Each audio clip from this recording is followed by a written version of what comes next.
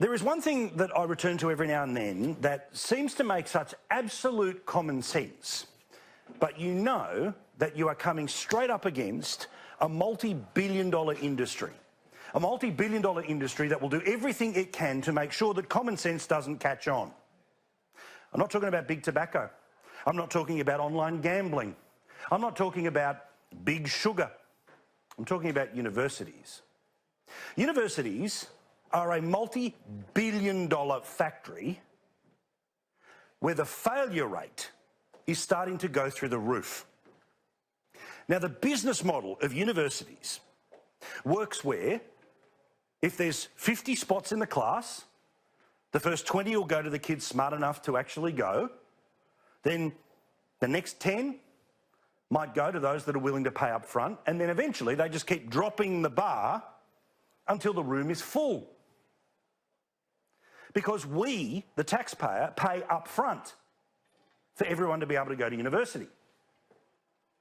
The problem is that when you keep lowering the bar for who can go to university and you don't limit the number of people who go to university, the cost to the taxpayer of people going to university goes through the roof. The Productivity Commission released a report that exposed yet another great failure of 21st century Whitlam, Julia Gillard. 21% of all students under the current demand-driven, which means if you want to go, you can go, university system, they fail or they drop out altogether.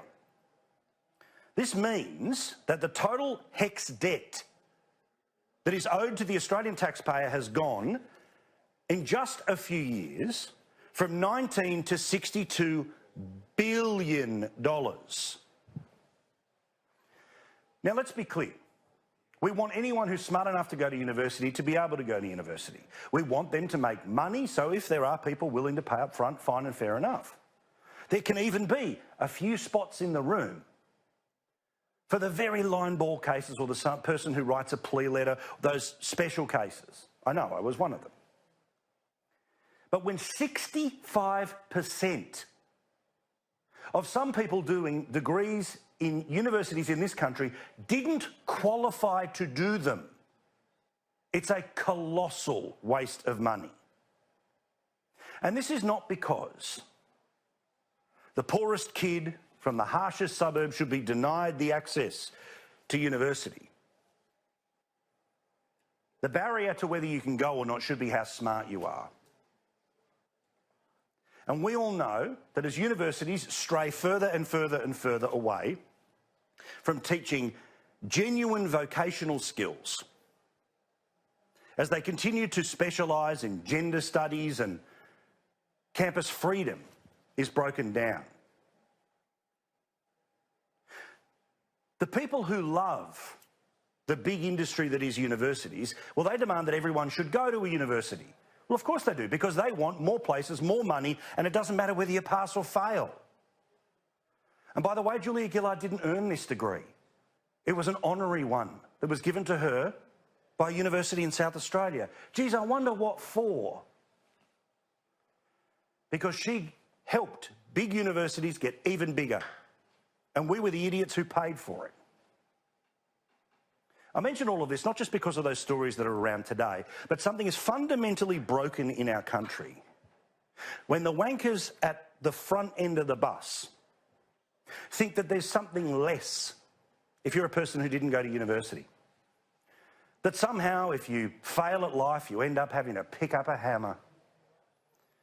Whereas we all know that an awful lot of people who end up with tradies end up as the richest bloke or Sheila in the suburb. But I want to show you two things. This is a report that came out of the government just late last year, and it shows the total number of apprentices in the country, the tradies, that's the green line. As you can see, from 2014 to 2018, down, down, down, down, down. The blue line is about other forms of training that aren't things like apprenticeships or university degrees. So at the same time that the university population was exploding, because you and I pay up front, at the same time as the HECS debt that was being built by anyone who wants to go, no matter the educative standards, apprenticeships were going down. Now, I know that the cool kids don't want you to know this, but you and I know this. As Australia gets bigger, we're going to need to build stuff. We're going to need to fix stuff. We're going to need people who can get their hands dirty, not just their mind on avant-garde cinema. I would love to see a system where we don't remove a single dollar from education, but we reallocate it. It's time that the billions of dollars that are going to university degrees that will either never be attained or never paid back starts to go into apprenticeships. In fact, this was something just written just a few days ago in the Financial Review, where by 2023, the jobs that the economy will actually need are the ones that people can get when they go to TAFE, not universities. So for those that are half listening on Twitter, I'm not saying that poor kids can't go to uni. I'm saying you have to be smart enough to go to university. And I'm saying that our economy and our country and our big Australia will need people who do apprenticeships. We need to take the 20 that became $60 billion that is still owing to us in HECS debt. We need to use those tens of billions of dollars to make sure that people do apprenticeships, that they get paid properly, that employers take on apprentices, that those apprentices, once they get their full attainment, that they keep their jobs. This is not hankering for some wonderful, good old-fashioned day.